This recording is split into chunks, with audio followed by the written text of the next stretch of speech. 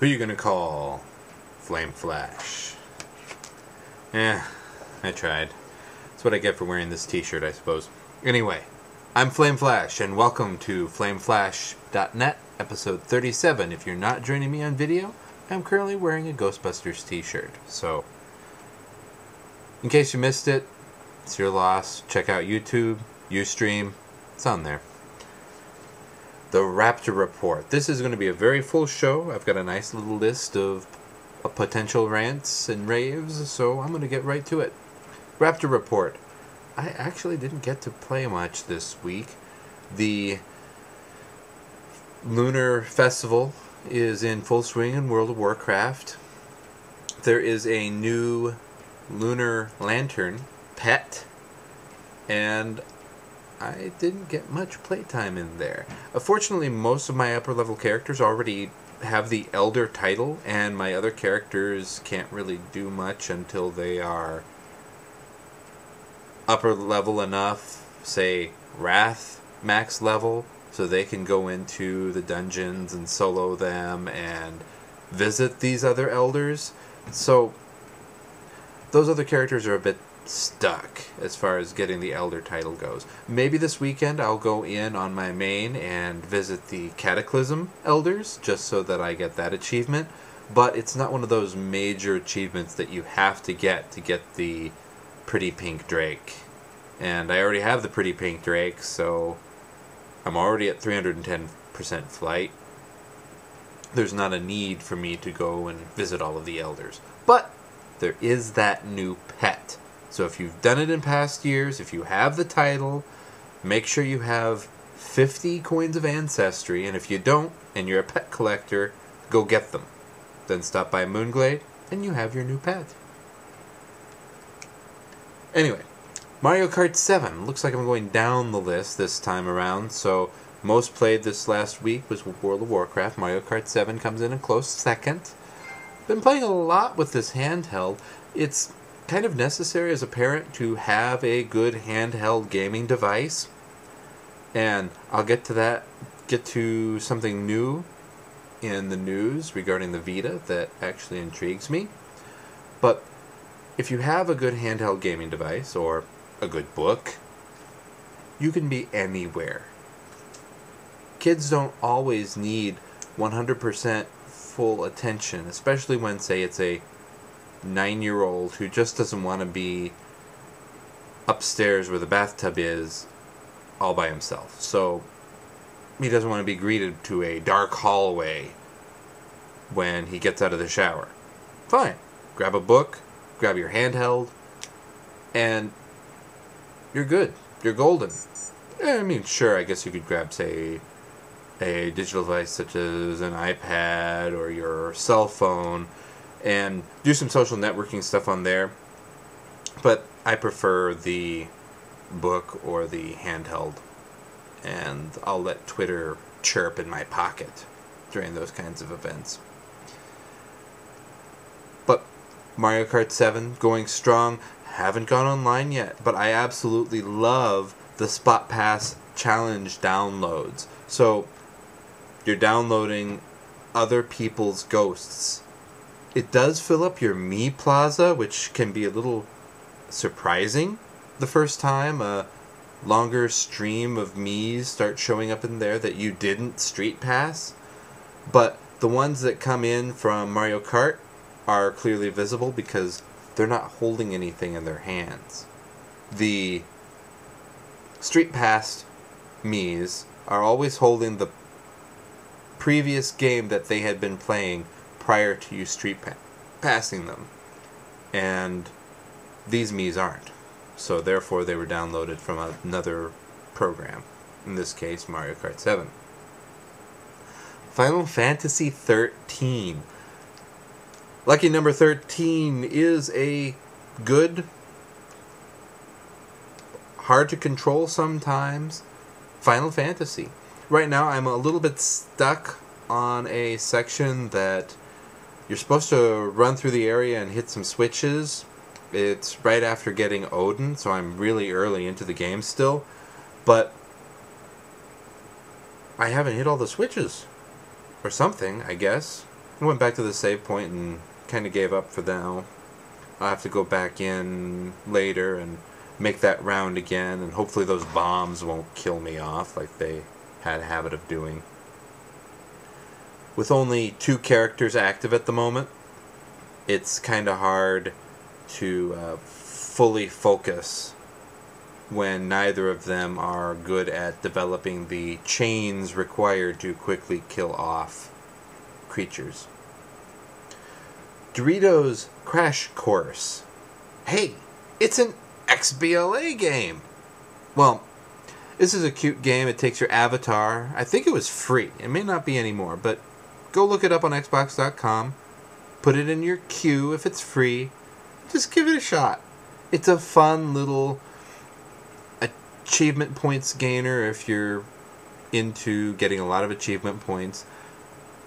And otherwise, it's a relaxing comic humor romp through an obstacle course with your avatar. So you're flinging yourself off of conveyor belts and grabbing under ropes and swinging across the water, or getting whacked with a hammer and suddenly flying face first into the screen.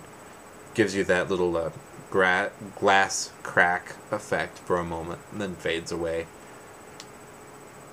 Fun little deviation. Finally, You Don't Know Jack. Played a couple of rounds with the wife. Have not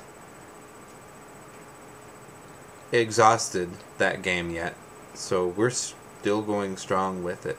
We have downloaded the 4 expansion packs at this point to mix it up a little bit more, so we have even more variety in there. But this is a game where those little expansion packs for questions are worth it, and I really wish they'd release more, just so we are sure not to run out of questions. We'll probably still play the game once we run out of question rounds, but eventually the game does have the potential to become stale, and that's unfortunate. But that was my Raptr report. You'll see some other games snuck on there, but like The Sims 3, for instance. Everybody in the family is absolutely loving The Sims 3. So much so that dear old Flame Flash here can't use his desk, because both computers that are capable of playing The Sims 3 Pets are at his desk. We sprung for a second license of The Sims 3 because we have 2 older kids who are interested in the game. We juggled the idea of getting a console version of The Sims 3 instead, but that heavily uses the online passcode, and I try to avoid games that use the online passcode feature, so we went this route. It's a fuller experience, it's a more robust experience, but if all you have is a console and you want to play The Sims, the games have finally evolved enough, at least the original The Sims 3 for console, because we tried that one out once, to give you enough to sate your appetite or whet your appetite. But just because I didn't game much doesn't mean there's some impressive stuff coming out. For instance, the 3DS eShop is going to get demos. You heard me. Demos. This is something that the Wii has attempted to do but not done very effectively. And the 3DS is stepping up, and is going to do it. Some of the first demos planned. The Resident Evil game that's coming out. You know, that one that I ranted about quite a few podcasts back because it only has 1 save slot. And I think it's a permanent save slot. Don't know if they ever fixed that. I'm not getting the game, so I'll never find out. There's a Rayman Origins coming out for the 3DS, and a demo for it. Now, this is an amazing game. If you haven't picked it up on console yet, and you don't want to pick it up on console for some reason, the 3DS may be a viable alternative. Download the demo once it's released. Give it a shot. We have it on the PS3, so there's no need for us to try it out. Alright, now, Choplifter HD, the demo. If you loved Choplifter as a kid, this brings it back to life. It's amazing. It looks good. It looks sharp, crisp. The controls feel like the old Choplifter, which can either be a good or bad thing, considering the fact that the original Choplifter is a bit clunky.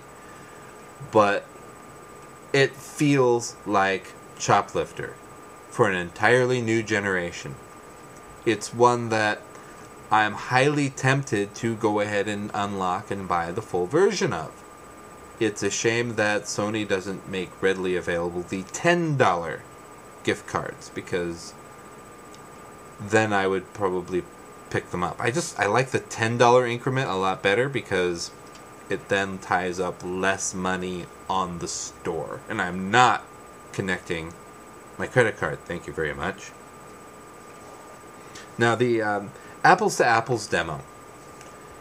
You know, I'll give them credit for trying to convert a fun tabletop, party, social, board game, card game kind of mishmash, and give it a single player console flair.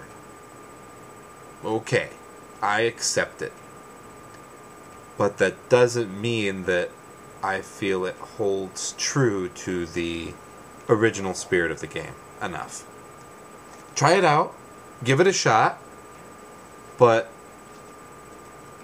it's not for me. I think I forgot to delete it. I'll have to delete that demo. Finally, BurgerTime HD demo. Go find a classic version of BurgerTime. I mean, this one's cool.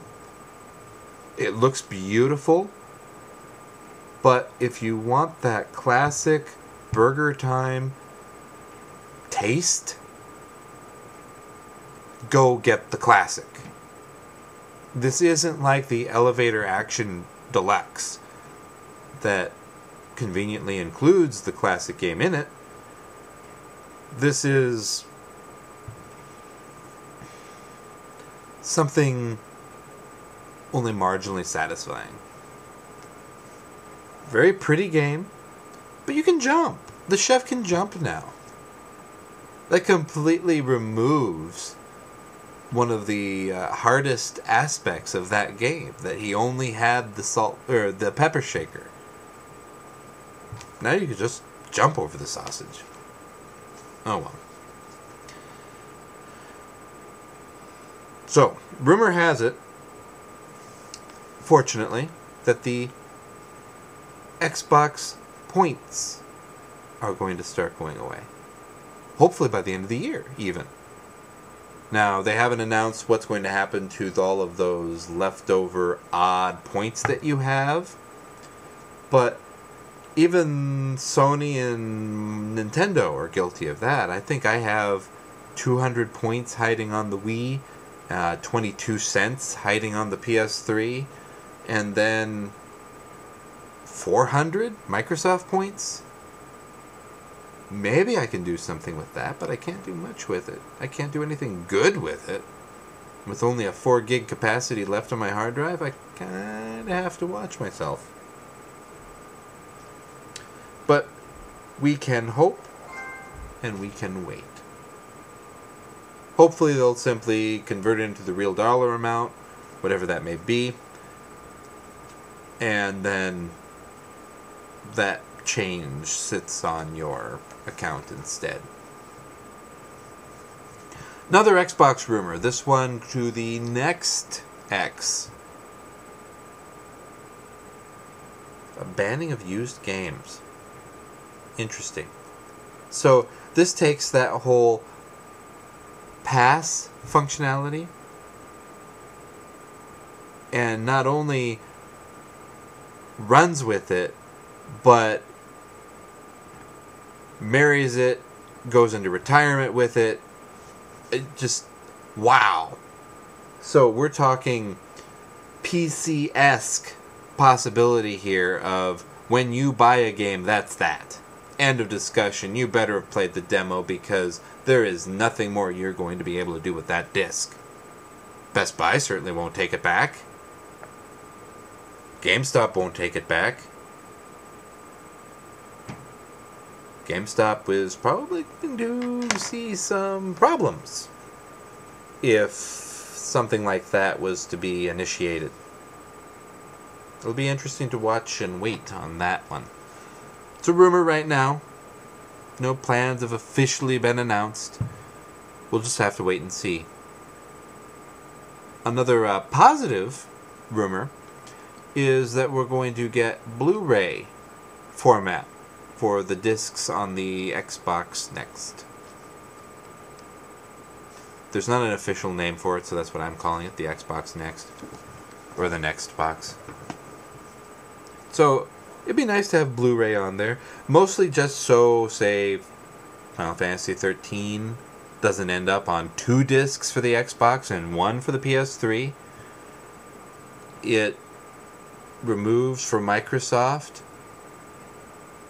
one of the negatives of getting an Xbox and one of the positives of getting a PS3. Good for them. We'll just have to wait and see. So, last week, there was that pesky little Apple announcement that happened the day after podcast recording. And it's iBooks. They are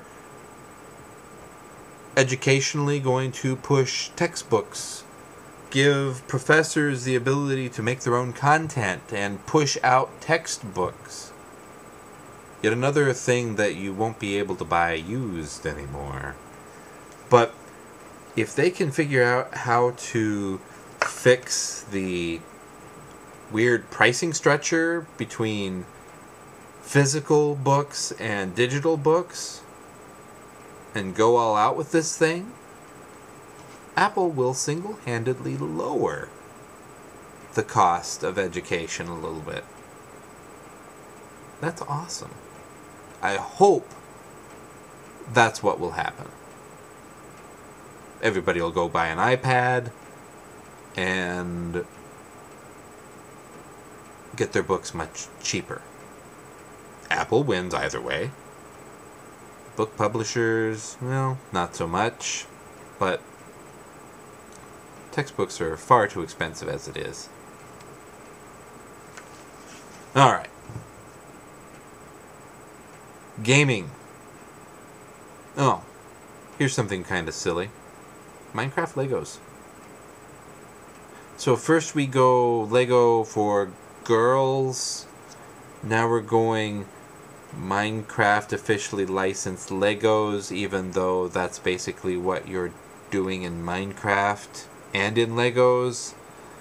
I guess we'll have to wait and see on this one. I mean, are we going to get some Lego sheep that look extra blocky? The horses, the Lego horses are not too bad. They're almost elegant. I recall the Lego dragons being one nice solid green piece of plastic and then the wings that clipped on the back. Good quality stuff. I just don't understand what they'd actually make a Minecraft set of. Not like, say, Mega Bloks and StarCraft. There's some specific things you can build with blocks and toys to look like, say, came out of StarCraft. Or a Thrall minifigure. But Minecraft? I don't get it. Go get Terraria instead. Alright. So, we're almost through the gaming portion, unfortunately. Or fortunately, depending on your stance, I suppose. Star Trek Online went free to play. I've downloaded. I haven't tried it yet. I have an account set up. Some jerk out there is Flame Flash on there. So, it can't be me. But, it's now free to play. So, I will definitely, as a Trekkie, be trying it out. WoW, also, by the way, is no longer going to be supported on Windows 2000. Sorry, guys. Go upgrade. Get a Mac.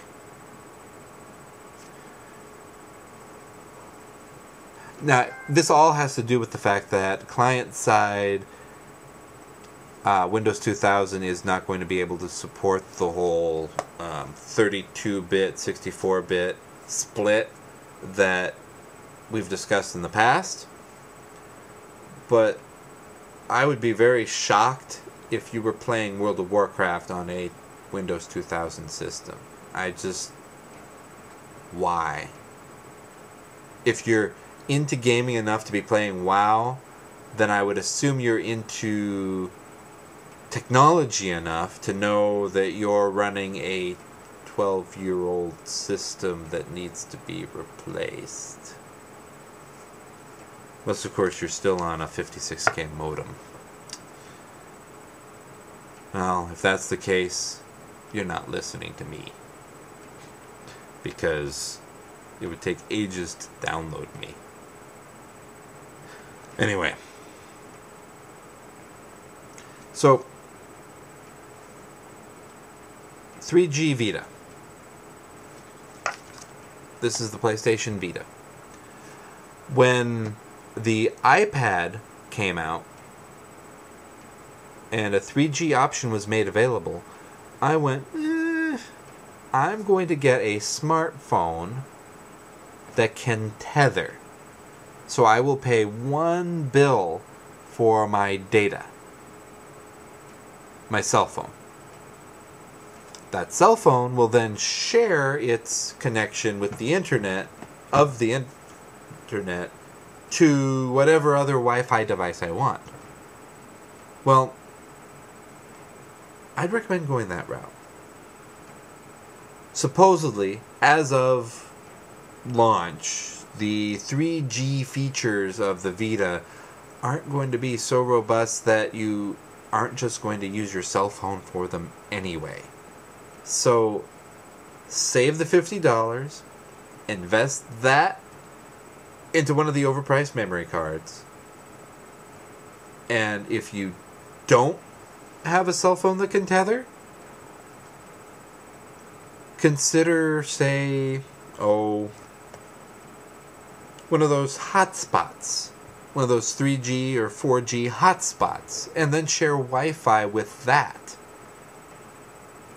Much more efficient than getting a dedicated device that can't even share its network connectivity.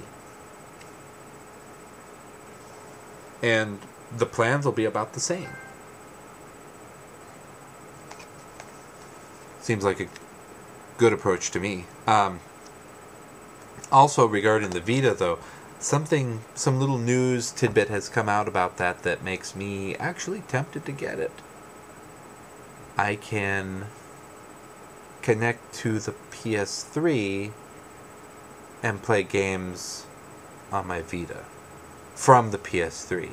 Now, the PSP attempted remote play and didn't really pull it off. Very few games could you fire up from a local network connection from your PS3 onto your PSP and actually successfully play them. Most of the time they're minis or games that are shared, say with ones that are flagged PSP, but you're just streaming it from your PS3 to your PSP because you don't have the memory card space. But if I could literally put Final Fantasy 13 in the PS3, let the kids then have the TV, and sit with them on the couch and play with my Vita, wow. Sadly, I don't see any other use for a Vita, for me, yet. So I'll be holding off on getting a Vita.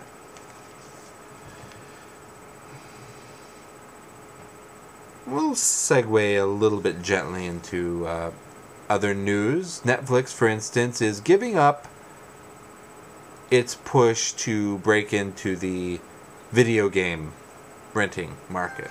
I don't know if they got Microsoft's memo about the rumor of not even being able to play used games eventually, so why invest in the background architecture now? I don't know. I think it's a foolish move. Go buy out GameFly, Netflix. Merge the two companies, use their inventory, but your distribution network and much better website, and there you go. Oh well. Pipa and Sopa's dead. Hail to the king, baby. That's all I'll say on that matter. Other laws will come, other similar laws will come. Please go and vote out the morons that submitted these bills, if they are in your state, and just watch and be vigilant and careful out on the interwebs. There is now a If I Die Facebook application. So you can record, similar to how I'm doing right now, a YouTube message, give it to these guys, and once 3 people you flag as being trusted say, yes, you're dead, they will turn around and post your final farewell video to your Facebook wall. Wow. Technology's getting morbid. And what's next? A embedded screen in your tombstone that streams Twitter comments at you? This seems really strange to me. I'll be leaving that one alone. But, fortunately, another organization can't track you. Warrantless GPS tracking has been ruled by the Supreme Court to violate the Fourth Amendment. As it should. You can't put a physical object on the car.